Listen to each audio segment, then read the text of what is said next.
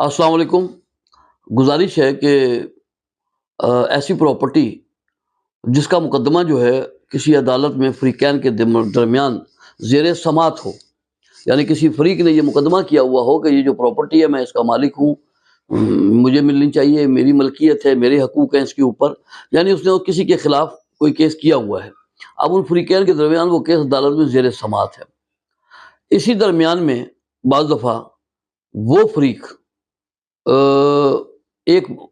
फ़रीक़ जिसके ख़िलाफ़ ये केस हुआ होता है, वो किसी तीसरे फ़रीक़ को प्रॉपर्टी जो है वो बेच देता है। अब जब वो उसको प्रॉपर्टी बेच देता है दौरान मुकद्दमा, तो हमने देख लिया कि उसकी कानूनी हैसियत फिर क्या होगी। ऐसी प्रॉपर्टी जो दौरान मुकद्दमा फ़रोख्त कर दी जाए, चाहे अदालत में उस केस में स्टे हो या स्टे ना हो, दोनों सूरतों में उस प्रॉपर्टी पर जो है लीज़ पेंडेंस का असूल जो है ना वो लागू होगा। यानी ट्रांसफ़र ऑफ प्रॉपर्टी एक्ट की सेक्शन 52 जो है, उसके तहत ऐसी प्रॉपर्टी जो ज़ेर समाअत हो अदालत में, उसकी खरीदो फरोख्त नहीं हो सकती। लेकिन अगर कोई उसकी खरीदो फरोख्त करेगा, चाहे उस बंदे ने किसी तीसरे को फरोख्त कर दी, उसने आगे किसी को फरोख्त कर दी, उसने चाहे 500 बंदों को उसने बेच दी, वो चलती रही प्रॉपर्टी, लेकिन मुकदमा अभी ज़ेर समाअत है। बिलाखिर एक दिन क्या होता है कि अदालत में मुकदमे का फैसला हो जाता है। अब जिसने केस किया होता है, अगर वो मुकदमा जीत जाता है, अदालत डिग्री कर देती है उसके हक में कि यही बंदा है इस प्रॉपर्टी का हकदार, तो इसका मतलब ये हुआ कि जितनी भी ट्रांसफरें हुई हैं उसके बाद दौरान मुकदमा चलते हुए मुकदमे के दरमियान,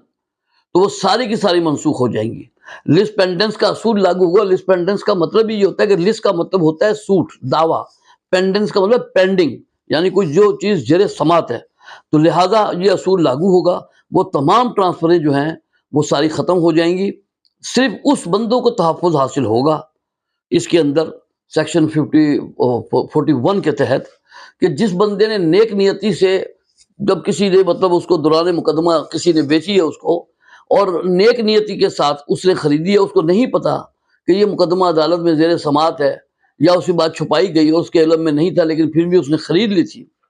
तो वो जो है अदालत के अंदर अपना केस करके सिर्फ अपने पैसों की वापसी का मुतालबा कर सकता है कि इस बंदे ने मुझे लाइलम रख के कि इसका मुकदमा जो वो अदालत में ज़ेर समाअत है, तो इसने मुझे ये फरोख्त कर दी, लिहाजा ये मेरी रकम दे, और साथ में वो हर जाने का भी दावा कर सकता है। इसके अलावा वो प्रॉपर्टी उसी बंदे की होगी जिसके हक में उस अदालत ने फैसला कर दिया, चाहे वो दौरान मुकदमा 100 बंदों को ट्रांसफ़र हो गई हो, लेकिन वो प्रॉपर्टी उनमें से किसी को भी नहीं मिलेगी। तो ये एक छोटी सी बात थी जो मैंने आपको बताई है कि कोई भी प्रॉपर्टी जो अदालत में जिसका मुकदमा ज़ेर समाअत है, उसको कभी ना खरीदें, नहीं तो नुकसान के अलावा कुछ हाथ नहीं आएगा। अस्सलाम वालेकुम।